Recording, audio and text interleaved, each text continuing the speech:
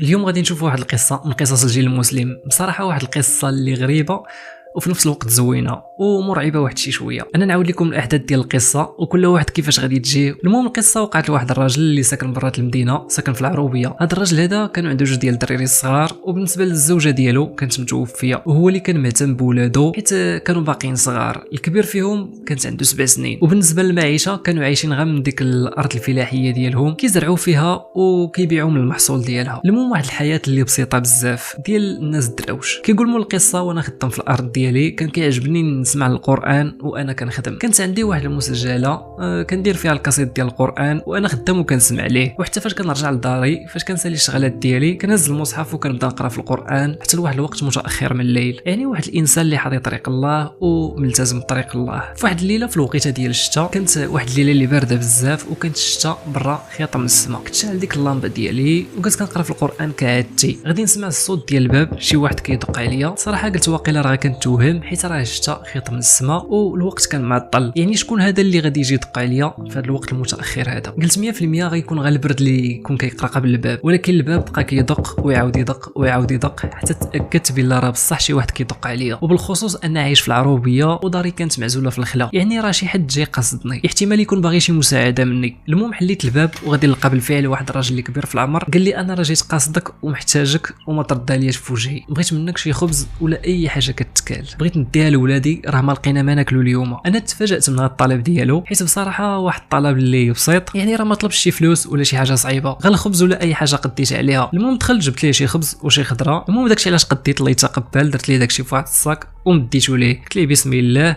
وفوق ما بغيتي الماكله رجع لعندي، داكشي اللي كان عندي نعطيك منه ما كاين حتى شي مشكل. قلت له ولكن بغيت نسولك شنو جابك في هذا الوقت المتاخر من الليل وزيد عليه هذا الجو هذا الشتا خيط من السماء والبرد؟ قال لي راني ساكن غير قريب من هنايا والحاجه هي اللي دفعتني نجي عندك في هذا الليل هذا. المهم قال لي شكرا لك بزاف وغادي يمشي في حاله. انا سديت داك الباب وعاد تفكرت بلا راه عندي شي حوايج صغار على ولدي، قلت نعطيهم ليه في سبيل الله لا بغي يلبسهم هو لولادو. يلا حليت انايا داك الباب ما غاديش نلقاه، واخا يلا سديت الباب حليته في البلاصه. وزيد على داكشي اصلا الباب ديال داري كان محلول للمزرعه، والمزرعه كانت فيها واحد الطريق اللي طويله بيستا وفيها حتى الضوي. يبان لك بنادم واخا يكون بعيد عليك يعني ضروري خاصو يدوز من تمايا، ما عنده حتى شي طريق اخرى اللي يدوز منها. ولكن كيفاش انايا غا سديت حليت الباب هو طار ما لقيت ليش الاثار. قلت صافي خليه يمكن داز من وسط المزرعه واخا راه اصلا لغيتو الشتا. قلت صافي خليه يعاود يجي وغادي نعطيه داكشي. المهم صافي رجعت لبلاصتي باش نكمل قرايه القران. المهم وانا جالس كنقرا في القران غادي نسمع الشتا والرعده تجهدات بزاف. وديما فاش كتكون العاصفه بحال هكايا انا كنت كنتضرر منها حيت كنت مربي شي دجاج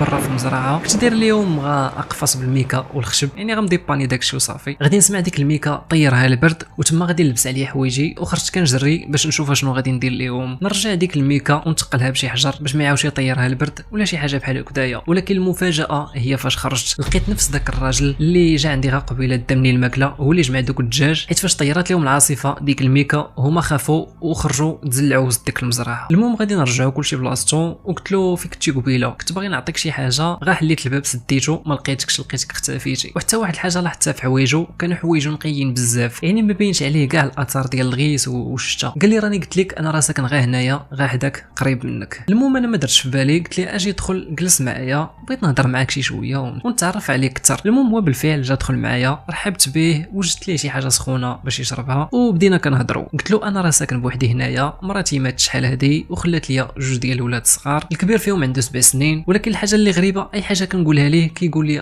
انا راه عارف هذا الشيء، بحال تقول هذا السيد هذا كان كيعرفني بشحال هادي ولا ساكن معايا في الدار. كان كيدير واحد الابتسامه اللي غريبه على وجهه. قلت انا في راسي هذا السيد هذا يا ناقص في عقله يا شي حاجه بحال هكذايا، الذنب ديالي انا اللي مدخلو لداري في هذا الليل هذا. قلت لي ايوا انت عاود لي عليك وعرفني عليك وكيفاش ساكن حدايا وانا ما عمري شفتك وما عمري ما رديت لك البال، حيت انايا ساكن كيف ما قلت لكم في العروبيه، يعني ما حداياش بزاف ديال الديور، يعني دوك الناس اللي ساكنين حدايا راني عارفهم راه بالحساب. هو ما بغاش يجاوبني كيقول لي غا هضره وحده وكيعاودها انا راه ساكن غا قريب ليك ساكن غا حداك. قلت لي الا بغيتي تبات معايا حتى الصباح راه ما كاين حتى شي مشكل، كيف ما شفتي راه الجو برا مخربق. قال لي مرحبا انا موافق نبات معاك. قلت له اش بان لك تخدم معايا غدا الصباح؟ عندي شي خدمه ومحتاج في شي خدام. المهم قلت انايا ما حدو ساكن قريب مني وما عنده ما ياكل هو ولادو، من الاحسن نخدمو معايا يعاونني في الشغالات ديال المزرعه. ولكن الجواب ديالو كان صادم، قال لي لا، قال لي انا ما نقدرش نخدم معاك. قلت قلت له صافي اللي عجبك. واخا تعجبت انايا جاب لي الله الخدمه حتى ما بين يديه وغادي يرفضها. تفكرت بالله عندي واحد الشجره كبيره في المزرعه باغي نحيدها وخاص اللي يعاونني. قلت ليه شوف عاوني غير في واحد الشجره نقطعوها غدا الصباح ونعطيك ما تاخذ الاولاد عاوتاني. قال لي اش من شجره في الشجر علاش كتهضر انا عارف كاع المزرعه ديالك والشجر اللي فيها. قلت في راسي لا صافي تاكدت بالله هذا السيد هذا بصح ناقص شي شويه. المهم وصفت ليه ديك الشجره قلت لي ديك الشجره الكبيره اللي كاينه في البلاصه الفلانيه كانت ما بقاتش كتولد وانا بغيت نقطعها ونستافد من الاخشاب ديالها. قال لي صافي كون هاني غدا الصباح غادي نقطعها ومور المغرب غادي نجي عندك باش تعطيني شي شويه ديال الخبز. صراحه ضحكت عليه قلت ليه كيفاش نتايا تقدر تقطع بوحدك ديك الشجره وهي واحد الشجره اللي كبيره بزاف وكيفاش حتى لمور المغرب عاد تجي تاخذ مني الاجر ديالك علاش ما عطيلكش نيت في الصباح. قال لي انت ما يهمكش هذا الشيء غدا غادي نقضي لك الغرض. المهم فرشت له بلاصتو وقلت له نعس هنايا هذه هي البلاصه ديالك. هو شد بلاصتو وتا انا مشيت لبلاصتي. المهم نعست واخا هذا النهار هذا كنت ناعس معطل. المهم كان الفجر كيأذن مع ديك 6 ديال الصباح وكذاك غا أذن الفجر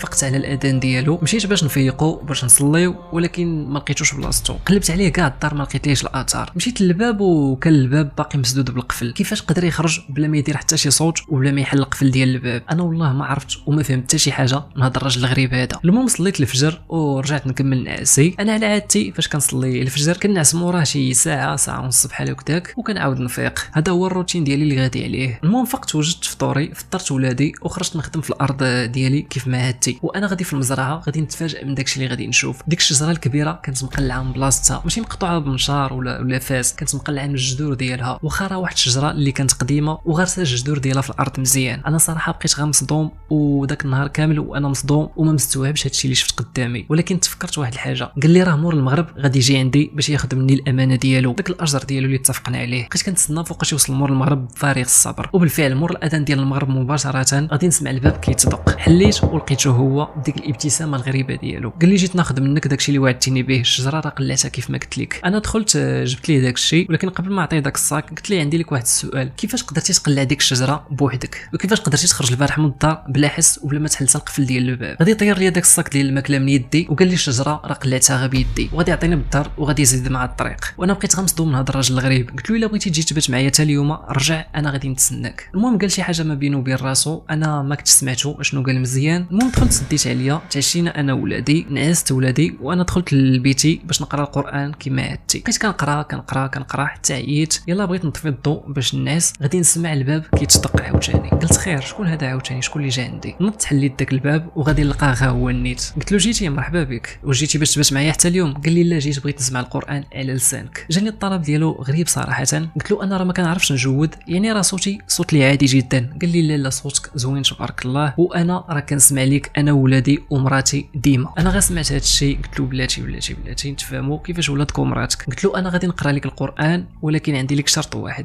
قول لي شكون نتايا؟ دار واحد الابتسامه خفيفه على وجهه وقال لي شوف بلا ما تخاف مني. قال لي بكل عفويه انا جاي مسلم وولادي ومراتي جايين مسلمين وساكنين معكم في هذه الارض ديالك مده هادي. انا بقيت غمصدوم وكانت باينه الدهشه على وجهي. قلت له دابا نتايا ماشي انسان؟ انا الحمد لله كنت مامن بوجود الجن حيت مذكورين في القران وعارف بالله عايشين معنا وفيهم الجن المسلم والكافر. واخا الحاجه اللي كنت عارف انايا ان الانسان ما كيقدرش يشوف الجن ولكن باش الجن يتجسد ليا في صوره انسان ونشوفه قدامي هذه كانت جديده عليا صراحه وما عمري توقعتها. المهم واخا كنت خايف شي شويه منه ولكن اعتبرته هديه من الله. المهم بديت كنقرا عليه القران هو غمض عينيه وبدا كيسمع بحال لا تقول كيستمتع بديك التلاوه ديالي. المهم حتى حس بيا عييت قال لي صافي سير تنعس دابا سير ترتاح انا غادي نمشي في حالي. مشى خرج وانا ما متيقش وما مستوعبش واش هاد الشيء بصح واش انا في حلم ولا هاد الشيء بصح حيت اي واحد تعاود لي هاد الشيء مستحيل يثيق بيك. المهم نعست ديك الليله حيت كنت عيان صراحه وكانت واحد الناس اللي مرتاحه بزاف وحتى حلمت واحد الاحلام اللي زوينه في ديك الليله. كنت حاسس بالطمانينه في قلبي ما عرفتش علاش. المهم بقى كيجي عندي هاد الجين هذا كل ليله كيجي عندي في ديك الصفه كياخذ مني الماكله وهو في المقابل كيدير اي حاجه صعيبه عليا فيها تماره زعما بلا ما احتاج نقولها ليه هو كيديرها. بحال في واحد النهار كنت باغي نحرت واحد القطعه من الارض وكنت عيان شي شويه كنت مريض نعست فقت الغد ليه لقيت ديك القطعه الارضيه محروته بوحدها يعني بحال تقول مستفيدين من بعضياتنا. كنت حتى فاش كنمشي للجامع نصلي كنت كنلقاه تمايا، وقال لي بلا ديما هو كيمشي يصلي في الجامع، وحتى بنهار الجمعه كان كيجي بكري للجامع باش يحضر الجمعه، ولكن الناس ما كانتش كتقدر تشوفو، انا الوحيد اللي كنت كنقدر نشوفو. وحتى انايا ما عاودش الناس ديال القريه عليه حفاظا على داك السر اللي بيني وبينه، واصلا واخا نعاود الناس عليه غادي يقولوا عليا غا حمق، حيت هادشي راه ما كيدخلش للعقل. في واحد النهار وانا جالس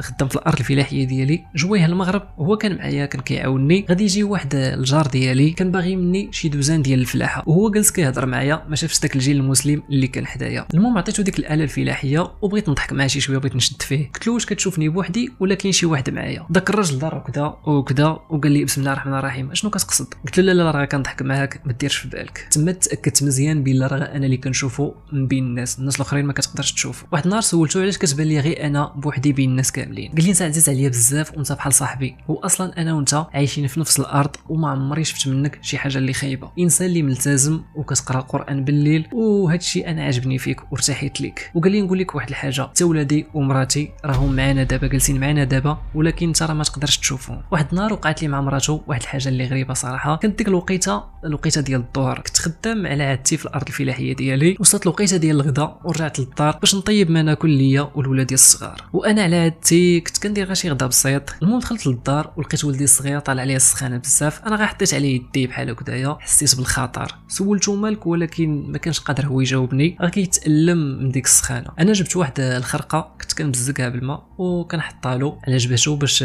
تمصليه زعما ديك الحراره، حتى غادي يدخل عليا هذا الجيل المسلم وقال لي ما تخافش. ولدك راه عطاتو لفعه من رجليه، ومراتي كانت في الوقيته اللي قرصاتو ديك اللفعه وهي راه حيدات له داك السم وعالجاتو، ما عندك مناش تخاف، وبالنسبه للحراره راه غادي دوزها شي شويه ديال الوقت وغادي تنزل بوحدها. انا بصراحه غير سمعت ديك اللفعه والسم غادي نخاف على ولدي، خديته لاقرب سبيطار، داك السبيطار ديال القريه، وبصح داكشي اللي قالوا لي فاش فحصوه قالوا لي راه عطاتو لفعه، ولكن الاثر ديال السم ما كانش باقي في الجسم ديالو، وعطاوه الدواء باش تهبط ليه ديك الحراره. المهم حتى برا من ديك السخانه قلت ليه شنو بك ولدي، عاود لي شنو وقع لك. قال لي راه مشيت من مور الدار فاش كنتي خدام في الارض ديالك وعطاتني واحد اللفعه من رجلي، ولكن جات واحد المراه اللي ما عرفتش شكون هي، ما عمري ما شفتها، وبعداتها عليا، وانا ما عرفتش شنو دارت لي هاد المراه هذه، ما عقلت على والو، تنعست وفقت دابا. المهم رجعنا للدار وصراحه كنت فرحان بزاف على هاد الهديه اللي عطاني الله. المهم ما عمري شفت منه غير الخير صراحه. واحد النهار هو كيعاوني في المزرعه قال لي واحد الحاجه، قال لي انا راه كنقدر نمشي للبلايص اللي بعاد بسرعه اللي كبيره بزاف، يقدر يتنقل من دوله لدوله فرمشت عين. واحد النهار سولته على واحد الحاجه اللي غريبه كنت لاحظتها فيه، كان مره كيكون جالس معايا حتى كيختفي ما كنلقاهش. قلت له علاش كدير بحال هكذايا وكتختفي فرمشت عين؟ قال لي راه حيت انايا ما كنقدرش نبقى متجسد في هذا الصوره ديال الانسان لوقت اللي طويل، وهنا عرفت بلا هذا ما كانش الشكل الحقيقي ديالو. انا بالفضول ديالي قلت له كيفاش داير الشكل الحقيقي ديالك؟ قال لي انا شكلي الحقيقي زوين بزاف، زوين اكثر من هذه الصوره اللي كتشوفني فيها دابا، وجهي نوراني وابيض، ولكن راه ما نقدرش نبان لك بشكلي الحقيقي حيت هادشي راه ممنوع عليا. قلت له واش ممكن تشرح لي اكثر على العالم ديالكم؟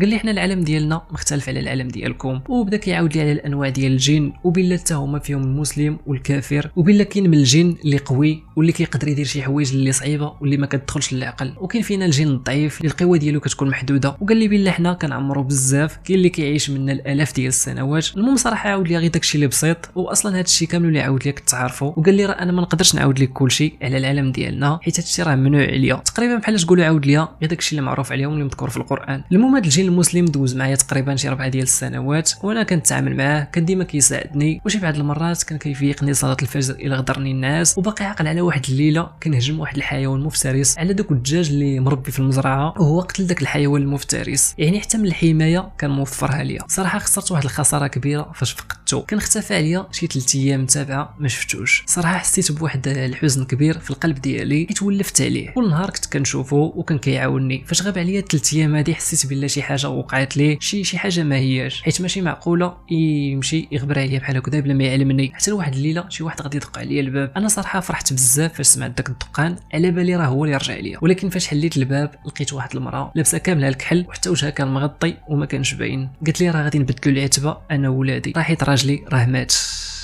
صافي هي تختفي من قدامي. دوزت مده من الرحيل ديالو كنبكي عليه وحزين عليه، حيت صراحه بلاصتو بقات خاويه، وكنت ديما فاش كنصلي وكنقرا القران كنبقى نترحم عليه. المهم كانت هذه قصه من قصص الجيل المسلم، واللي صراحه من الغرابه ديالها راه ما كتدخلش للعقل، ولكن نتوما عارفين بلا الجن بصح كاين، وبصح فيه المسلم اللي ما كيأذيش، وراه بصح الانسان فاش كيكون صالح وحاضي الطريق ديال الله راه الله كيسخر ليه كاع المخلوقات ديالو في الخدمه ديالو، كيف ما وقع مع هذا الراجل هذا مول هذه المزرعه هذه. فوالا هادشي اللي كاين في هاد القصه ديالي. عجبتكم القصه كيف من العاده ما تنساوش واحد اللايك وشويه كومونتير، كتبوا فيه اي حاجه بغيتو، وما تنساوش تبارطاجيو مع صحابكم الا عجبتكم القصه، وتهلاو بيس.